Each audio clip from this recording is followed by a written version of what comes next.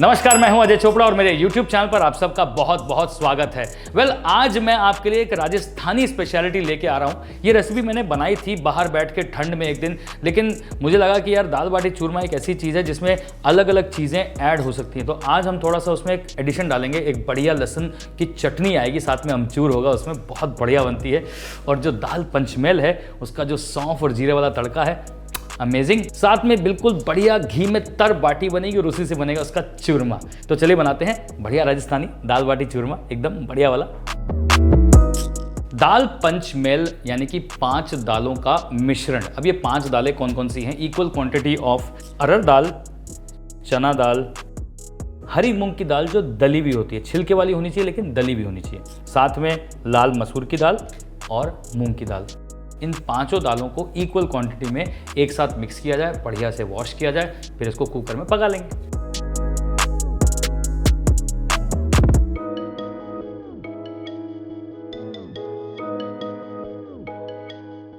अब ये 5 दालों को अच्छे से मिक्स करके 3 से 4 बार धो लिया जाए।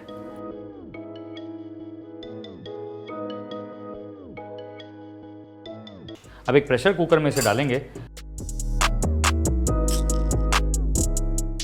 और इसमें नमक, हल्दी और थोड़ी सी हींग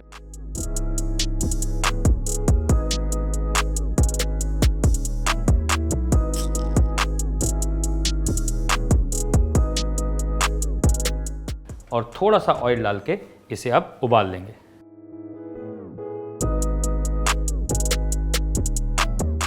अब क्योंकि इसके अंदर चने की दाल है इसलिए 3 से 4 सीटी इसे देनी पड़ेंगी, अदरवाइज बाकी दालें तो यूं पक जाती हैं 2 सीटी में। तो 3 से 4 सीटी इसे देंगे फुल आंच पे।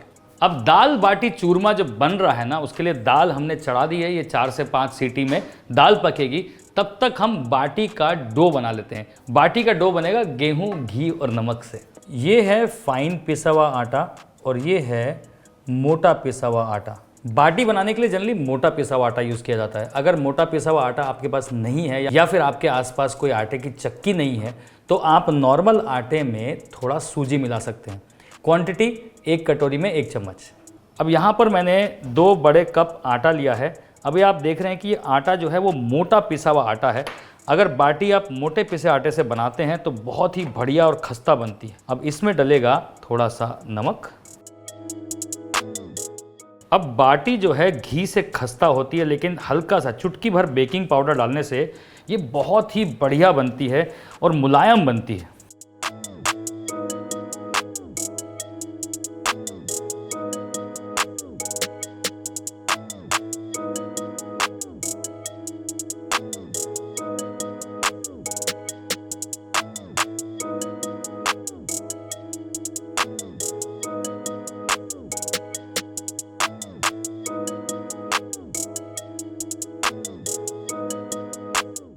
अब बाटी का जो डो है वो हमें पतला नहीं गूंदना, वो उसे थोड़ा सा टाइट गूंदना है ताकि बाटी जो है फर्म रहे, लेकिन इतना फर्म भी नहीं करना कि भैया बाटी एकदम हार्ड हो जाए। यानी कि आप रोटी के आटे से थोड़ा सा ज़्यादा हार्ड रख सकते हैं। पूड़ी के आटे से नरम और रोटी के आटे से थोड़ा सा हार्ड। ये देखिए, इतना कि आपकी उंगली ऐसे धंस जाए। अब आप देख रहे हैं कि ये मोटे आटे की जो बाटी बनेगी ये खस्ता भी बनेगी और ऐसे बिखरेगी भी। मोटा आटा मतलब आप चक्की में जाएंगे और बोलेंगे कि भैया मोटा आटा चाहिए, यानी कि वो जो चोकर होता है ना उसका हस्क वो भी उसमें आएगा, फाइन नहीं पीसेगा वो। यही डिफरेंस है।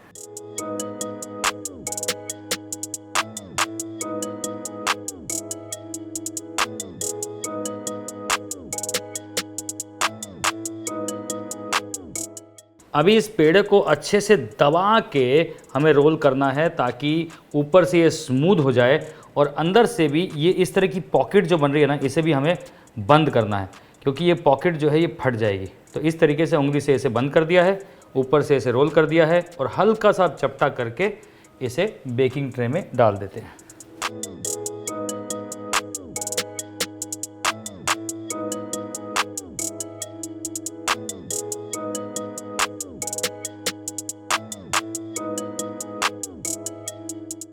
अब आप देख रहे हैं कि इसमें से मैंने कुछ बाटियां छोटी रखी हैं और कुछ बाटियां बड़ी रखी हैं।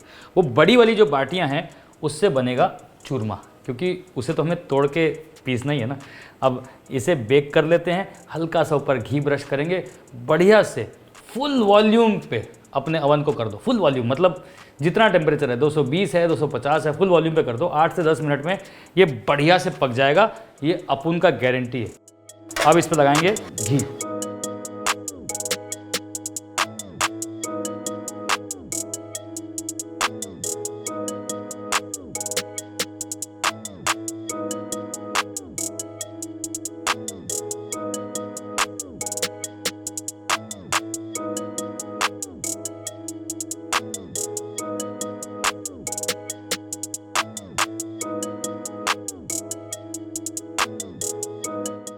अब हम जो आपको दिखा रहे हैं कि भैया बाटी अवन में पका लीजिए, ये सेम बाटी कुकर में भी पकाई जा सकती है। हमने बाटी का एक वीडियो बनाया हुआ है जो बाटी चोखा वाला वीडियो है। सेम कॉन्सेप्ट आप ऐसे इस्तेमाल कर सकते हैं। एक खाली कुकर में एक कटोरी लगा के प्लेट लगाइए, उसके ऊपर बाटी छोड़ दीजिए, सीटी निकाल दीजिए और उसे जैसे अवन बना के कुकर में बाटी को पका दीजिए। अगर आपके पास अवन नहीं है तो आप इसे गोबर के उपलों पे भी पका सकते हैं जैसे ट्रेडिशनली पकाई जाती है। आप इसे हल्की आंच में कोयले पे भी पका सकते हैं, वैसे भी पकाई जा सकती है। तो कई तरीके हैं बाटी को पकाने के। समझ। हमारे देश की एक और खूबसूरत सी बात, एक यहाँ ईस्ट में, जी हाँ, बिहार में बनता है लिट्टी चोखा या बाटी चोखा, और वेस्ट में बनता है दाल बाटी चूरमा। दोनों है बाटी, बनने का स्टाइल सेम है। एक के अंदर स्टफिंग होती है, एक के अंदर नहीं होती। एक्चुअली इसमें भी होती है कभी कभी मीट की स्टफिंग, पनीर की स्टफिंग। बहुत से लोग मावा बाटी बनाते हैं। तो आप समझ रहे हैं कॉन्सेप्ट वही है, ईस्ट या west, India is the best. देखो दाल पंचमेला जो है वो उबल चुकी है। अब इसका तड़का जो है वो बहुत अमेजिंग तरीके से लगेगा। अब लगाते हैं दाल में बढ़िया सा तड़का। सबसे पहले तेल या घी, यह आपके ऊपर है क्योंकि घी लास्ट में जाने वाला है। उसमें डालेंगे एक छोटा चम्मच ज़ीरा और एक छोटा चम्मच सौंफ। ये सौंफ जो है ना, ये बहुत इंपॉर्टेंट चीज़ है दाल पंचमेला के तड़के में। साथ में जाएगा एक छोटा चम्मच हींग। अब हींग का स्वाद काफ़ी अच्छा होता है इसके अंदर। साथ में ये लाल मिर्ची। अब जैसे ही ये मसाले थोड़े से पकें, इसमें चॉप किया हुआ प्याज। प्याज के साथ साथ ही यहाँ पर एक बड़ा चम्मच लहसुन, ये भी पका लिया जाएगा। बेसिकली प्याज और लहसुन को अच्छे से भूनना है जब तक ये गोल्डन ब्राउन हो जाएंगे, फिर आएगा मज़ेदार टेस्ट। 8 से 10 मिनट के बाद बाटी को अवन से निकाल के उस पर एक और बार घी का ब्रश मारेंगे ताकि बाटी में घी की और खुशबू, सौंधापन और साथ में घी का फ्लेवर आ जाए। जी हाँ, और ऊपर से बढ़िया ब्राउन कलर भी। ये तीनों चीज़ बहुत इंपॉर्टेंट है बाटी के लिए। अब या तो टोटल कलर अवन में दे दिया जाए या फिर जब ऑलमोस्ट गोल्डन ब्राउन होने लगे निकाल लो और फिर गैस पे सेक लो और अच्छा स्वाद आता है। जैसे ही प्याज और गार्लिक हल्का सा ब्राउन होना शुरू होगा, उस समय हम डालेंगे चॉप किया हुआ ग्रीन चिली और जिंजर। ये किसी भी दाल में डालो, बहुत टेस्टी लगता है। अब इस स्टेज पे डाला है तो स्वाद अलग आएगा, लेकिन अगर आप लास्ट में डालेंगे, यानी कि दाल उबल चुकी है, तड़का लग चुका है, लास्ट में हल्का सा अदरक और हरी मिर्च डालेंगे, साथ में नींबू डालेंगे, तो टेस्ट बहुत बढ़िया आएगा। टिप्स एंड ट्रिक्स हर दिन दाल को अलग बनाने का।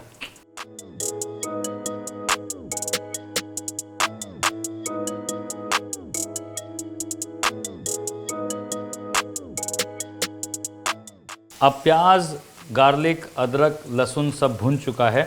अब इसमें डालेंगे टमाटर। टमाटर को 2 से 3 मिनट भूनना है।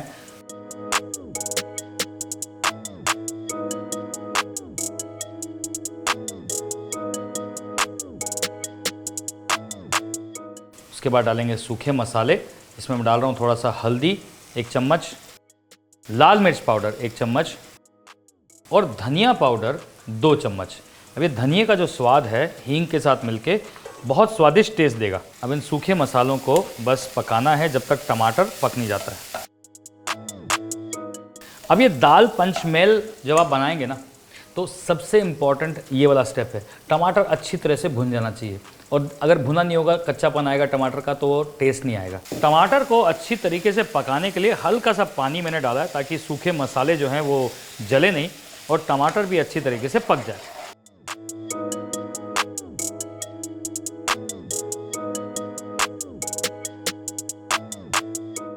अब इस तड़के में डालेंगे थोड़ी सी कसूरी मेथी। ये इसे बहुत ही बढ़िया फ्लेवर देगी। अब ढाबों में जाएं आप, चाहे किसी घर पे ये जो दाल पंचमेल बनती है इसमें कसूरी मेथी का फ्लेवर बड़ा अच्छा आता है। अब ये तड़का ऑलमोस्ट तैयार है। दाल बढ़िया से उबल चुकी है, अब इसे तड़के में डाल के पकाना है।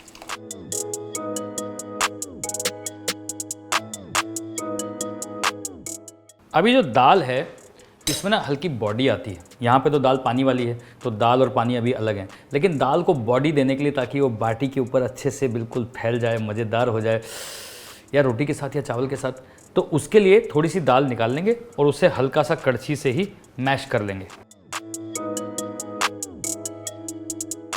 ये दाल थिक हो जाएगी और फिर उसके बाद बाकी दाल इसमें डाल के बढ़िया से उबाल दे देंगे।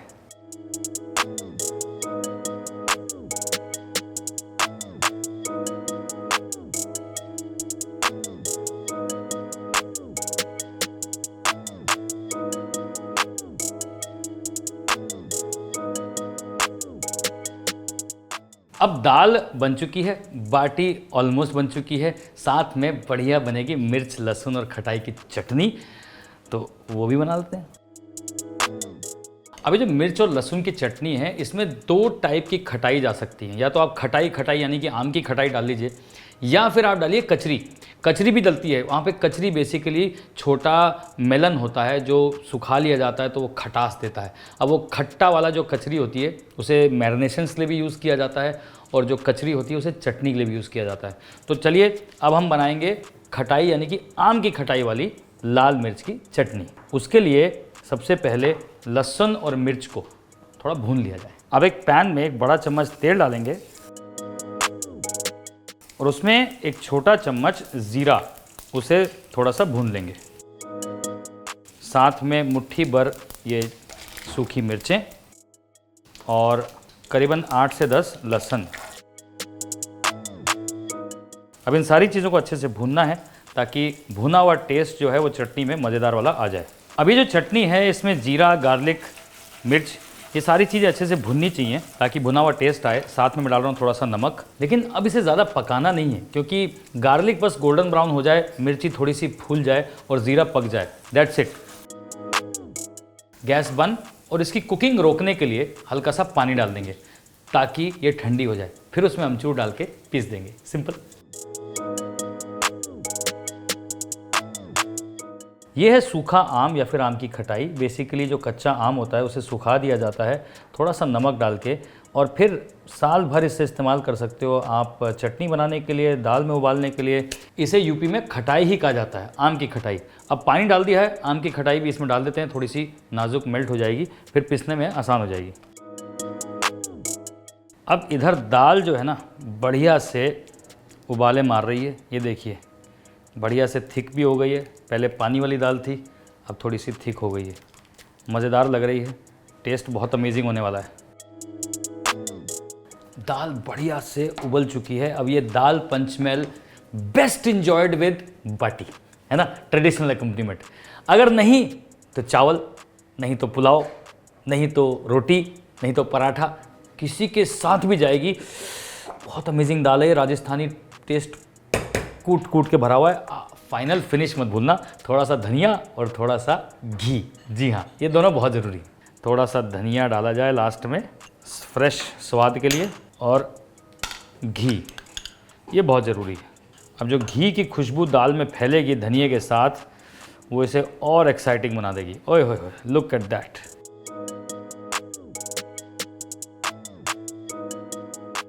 अभी जो लहसुन और मिर्च की चटनी है इसे पीस लिया जाए। यहाँ पर मैंने इसे ठंडा करने के लिए पानी डाला था, लेकिन अगर हम पानी नहीं डालेंगे, सिर्फ तेल डाल के इसे पीसेंगे तो ये ज़्यादा दिन तक चल पाएगी। अभी पानी डाला है तो ये 3 से 4 दिन फिर भी फ्रिज में चल जाएगी। फ्लेवर के लिए डालेंगे इसमें 1 चम्मच सरसों का कच्चा तेल, और अब इसे बढ़िया से पीस लेंगे।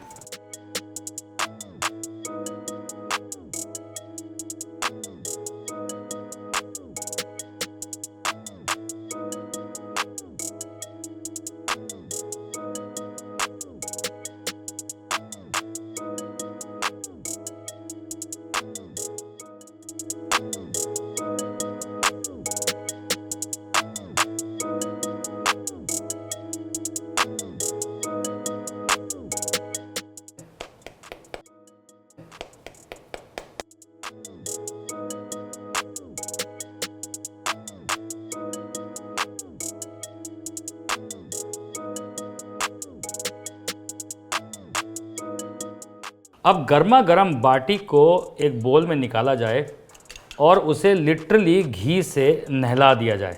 जी हाँ, दाल बाटी चूरमा की जो बाटी होती है वो घी में नहाई हुई होती है। तो अब घी अकॉर्डिंग टू योर श्रद्धा, मतलब ऐसा मत बोलना कि आज श्रद्धा ऑफ है, घी नहीं मिलेगा। बाटी को घी चाहिए, नहीं तो बाटी नहीं बनेगी, समझ रहे हो।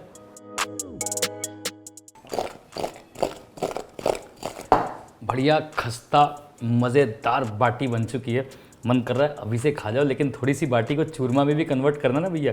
तो जो बड़ी बड़ी 2-3 बाटी हैं उनको घी में तोड़ के तल लिया जाएगा, हल्का सा और घी। जी हाँ, घी का यहाँ पे ज़रूरत काफ़ी है, मतलब घी नहीं तो दाल बाटी चूरमा नहीं। आप समझिए ज़रा इमोशन को। अब अगर आप हेल्थ कॉन्शियस हैं, कैलोरी कॉन्शियस हैं, तो सुबह और रात का खाना स्किप, दिन में बनाओ संडे को, मज़ेदार खाओ और फिर खनाटे मार के सो जाओ।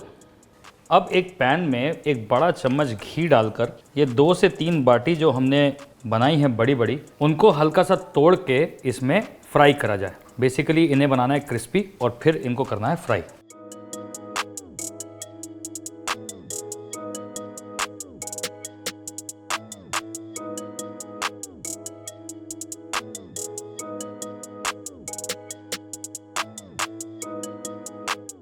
अभी देखिए बाटी जो है घी में एकदम क्रिस्प हो गई है और जो भी इसका चूरा है उसको बिल्कुल वेस्ट नहीं करना, वही तो बनेगा चूरमा। अब एक मिक्सी के जार में इसे निकाल लिया जाए।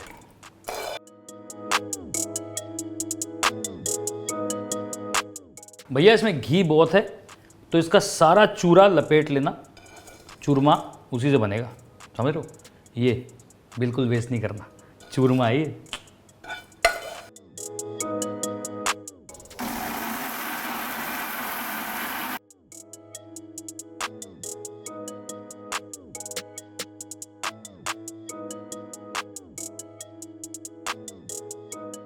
चूरमा जो है मिक्सी में अच्छे से पिस गया है, देख सकते हैं कि बिल्कुल बढ़िया दरदरा है।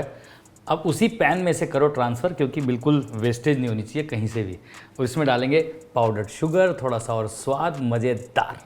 अब चूरमा में डालेंगे सबसे पहले पिसी हुई चीनी, साथ में मैं डाल रहा हूँ थोड़ा सा ये डेसिकेटेड कोकोनट, बहुत अच्छा स्वाद देता है। साथ में चॉप किया हुआ काजू, थोड़ा चॉप किया हुआ बादाम, किशमिश, इलायची का पाउडर बहुत ज़रूरी है। और साथ में गुलाबी चूरमा के लिए डलेगा ये गुलाब की सूखी हुई पंखुड़ियाँ थोड़ी सी। अब इन सारी चीज़ों को करो मिक्स एंड गेस व्हाट, चूरमा तैयार। जी हाँ, दाल तैयार, बाटी तैयार, चटनी तैयार, चूरमा तैयार। अब इंतजार किस बात का है बड़े भैया, इसको एक प्लेट में निकालने का और खाने का। जी हाँ, दाल बाटी चूरमा खाने का सही तरीका क्या है वो भी तो जान लो।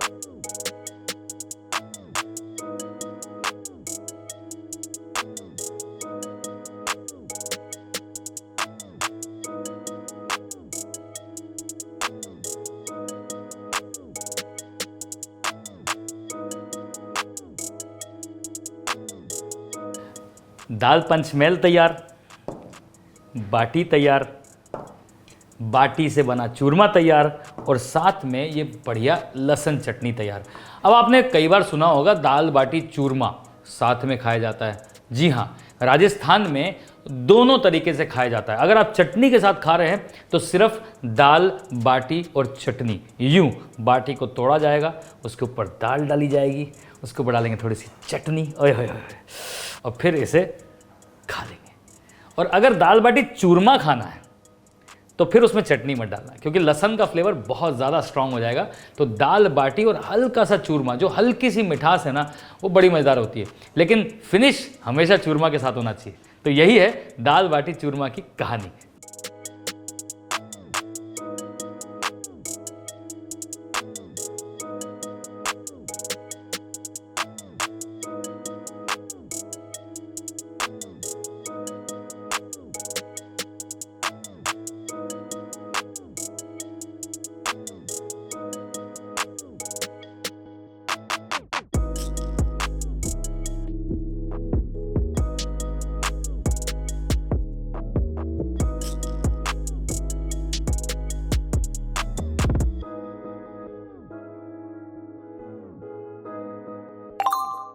और कुछ बोलना बाकी है?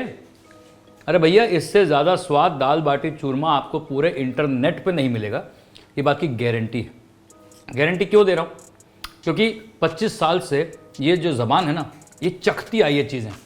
अब क्योंकि मैंने बनाई है इसलिए अच्छी है? नहीं नहीं नहीं, ये सही में अच्छी है, ये रेसिपी अच्छी है क्योंकि ये राजस्थान के महाराजों से मैंने सीखी है। और ये जो कॉम्बिनेशन है, ये तो उन्होंने ही बनाया है, तो हेवनली कॉम्बिनेशन, बढ़िया है। दाल बाटी चूरमा बनाइए, खाइए, कमेंट सेक्शन पे लिखना ज़रूर कैसी लगी, और अगर अच्छी लगी तो थोड़े से हार्ट्स, थोड़े से लाइक दे देना, और अगर आपने सब्सक्राइब नहीं किया तो वो भी कर लेना, क्योंकि भैया ऐसी तड़ाकेदार रेसिपीज़ आपके लिए हम लाते रहेंगे, ये हमारा वादा है।